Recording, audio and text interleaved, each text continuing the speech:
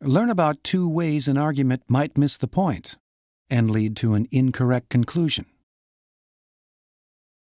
What do you mean when you say that someone misses the point?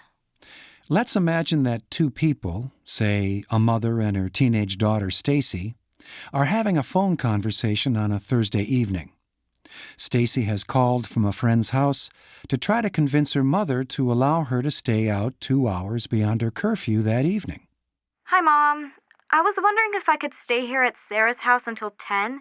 I really need the extra time to relax with my friends. When her mother begins to object to that idea, Stacy presses harder.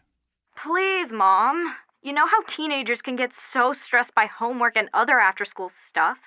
You don't want me to start using drugs or get into trouble just because I never get enough time to relax with my friends. Sounds like a perfectly good argument to me.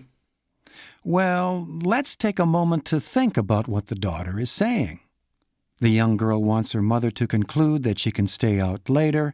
To support this idea, the daughter provides this evidence. Teenagers get stressed and need to relax with friends. But here's the problem with this argument.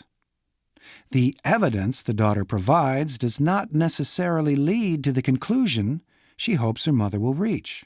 In other words, the mother might agree that many teenagers are stressed by all that is expected of them, but she can also see that this evidence, teenage stress, is unrelated to the desired conclusion, staying out late on a school night.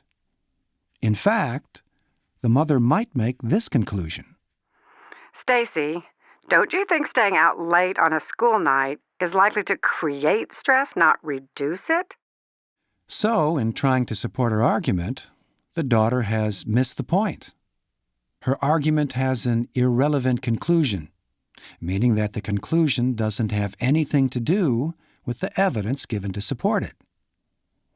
That's a common error in thinking. So mistakes like that happen all the time? Yes, and such mistakes have one thing in common.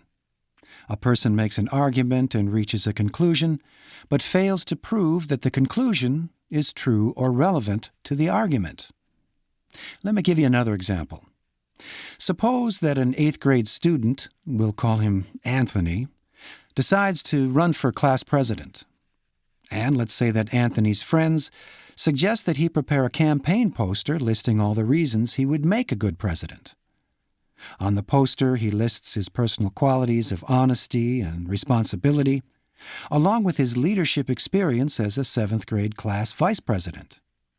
But then, Anthony includes this statement at the bottom of the poster.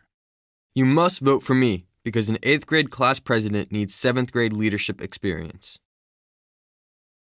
But Anthony does have 7th grade leadership experience. What's wrong with that statement? Like Stacy in the first example, Anthony has missed the point.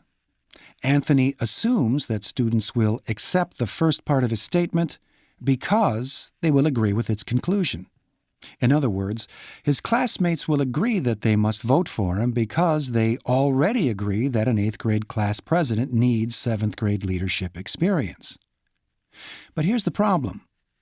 Some students might not agree with his conclusion that 7th grade leadership experience is necessary.